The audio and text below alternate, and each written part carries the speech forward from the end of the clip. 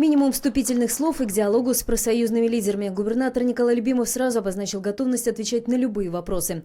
Один из первых от представителей профсоюза работников жизнеобеспечения. Каким образом в столице региона будут добиваться статуса столицы дорог. Отвечая на него, губернатор подчеркнул, что ставку, как и в минувшем строительном сезоне, будут делать на комплексный ремонт и ремонт картами. Такой подход доказал свою эффективность. Мы на 2022 год запланировали, во-первых, миллиард рублей субсидий городу Рязани на комплексный ремонт, который будет в комплексном плане осуществляться. И порядка 800 миллионов плюс еще на ремонт картами. Представляете, какой-то объем. Это в 5 раз больше, чем в прошлом году, даже вот на ремонт картами в городе. Потому что понимаем прекрасно, что нам надо быстро добиться хорошего результата. Вопрос, который волнует большинство из 85 тысяч работников, состоящих в профсоюзах, озвучивает на встрече председатель Инна Калашникова. Что будет с загородными детскими лагерями? Не планируется ли закрытие учреждений отдыха и оздоровления в связи с эпидобстановкой?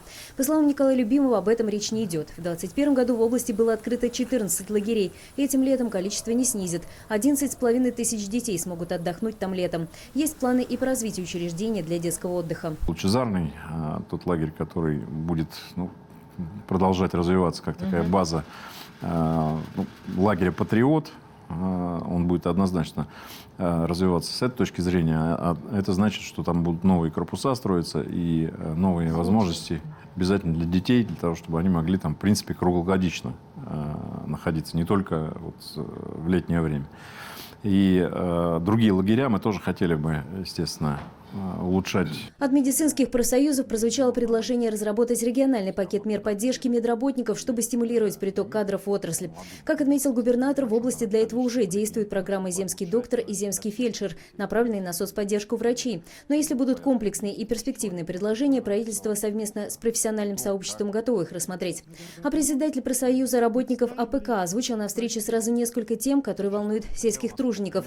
Например, почему в сетевых магазинах так мало рязанских товаров. Давно уже наладили отношения с большинством из наших сетевых таких больших мощных агломераций. И то, что касается там больших «Глобус», особенно «Глобус», «Метро» и «Зельгросс», вот эти магазины, они нормально к нашей продукции относятся. Ее всегда можно там найти. X5 Retail, это вот пятерочка, в том числе и Dixie. Хуже всего в этом отношении диалог у всех, наверное. С Dixie налажен, да, там, огромное количество небольших магазинов, и единую политику они как-то проводят не очень охотно, в плане, в том числе и нашей продукции. Но мы будем это делать с ними и будем убеждать их. Не обошли в диалоге защиту интересов членов профсоюзов и экономику. Какие меры поддержки оказывает облправительство промышленникам в непростых условиях ограничений, адресовал свой вопрос форвард профсоюза работников радиоэлектроники.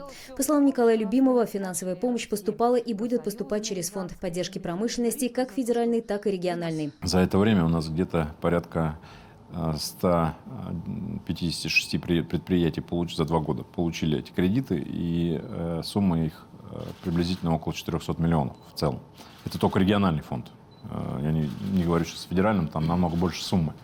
Причем фонд действительно показал себя, во-первых, востребованным, во-вторых, работоспособным, потому что крайне быстро, по сравнению с банками, это вообще небо и земля, обрабатываются документы, принимаются решения, и деньги выделяются своевременно достаточно. Планирует ли Николай Любимов продолжать работу в Рязанской области, спросили лидера профсоюзных организаций, намекая на участие в выборах губернатора. Он выразил готовность решать задачи по дальнейшему развитию региона. Как подчеркнул губернатор, при принятии решений в первую очередь опирается на мнение общественности и лидеров профсоюзных объединений в том числе.